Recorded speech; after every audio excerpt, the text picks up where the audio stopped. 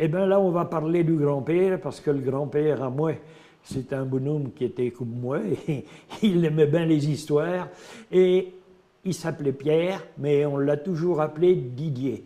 Et son surnom n'était autre que le père quatre pattes de sauterelle. Comme il disait, sacré quatre pattes de sauterelle. Eh bien voilà, une histoire que je vais vous raconter vient un petit peu de l'histoire des trains. Les trains, à l'origine, voyez-vous, dans les années 1700-1800, au début des trains. Saltait dans le temps, mon grand-père, il voyageait dans ce vagabond, là où je ne pouvions même pas faire ses petits besoins à l'occasion. Il se tassait une bonne douzaine, en quelques casse-croûtes dans le peigné. Des maigrillots, des grosses bédaines et des fumelles, elle faisait que de loucher. Mon grand-père, en cédroyer, avait pris le train pour Châteauroux, quand vous voulez, histoire de se dégourdir les fesses et puis d'aller faire un bon placement.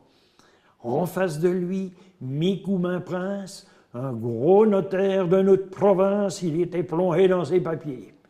Il y avait aussi deux fumelles, elle avait mis eux tape sur le genou, elle sortait d'une fincelle, un vrai ragaume, un fromage mou.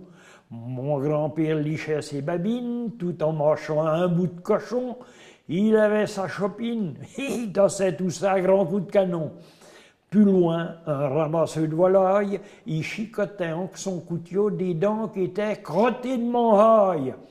Les droyers suçaient des pruneaux. Mais v'là-t-il pas qu'une fumelle qu'elle avait mangé ben plus que son sou, a dit je le vends comme une coimelle, je vais jamais retenir le tout. Oh, ça fait rien que fait mon grand-père. On va vous donner un vieux journaux, on regardera tout par la portière. Bon soulagement à votre boyau. Ça sentait pas la rose, mais quand vous voulez, il faut que la chose se passe au mieux sans trop d'aria. Quand elle a eu fini, elle entortille le petit paquet dans le journaux et voilà qu'elle goupille de le jeter par le carreau. Elle n'a pas de lunettes, elle n'a pas vu qu'elle était formée. Ça l'a rebondi sur la binette du notaire qui s'endormait. Oh, Jean-Marie, dit mon grand-père, il était tout emmouscaillé. Et sa barbe, elle ressemblait à cette affaire que je nettoyons les cabinets. Ah, il s'est fâché tout rouge, c'est manière de dire, parce que c'était plus jaune que rouge. Enfin, c'est mon grand-père qui a eu le fin mot de la situation.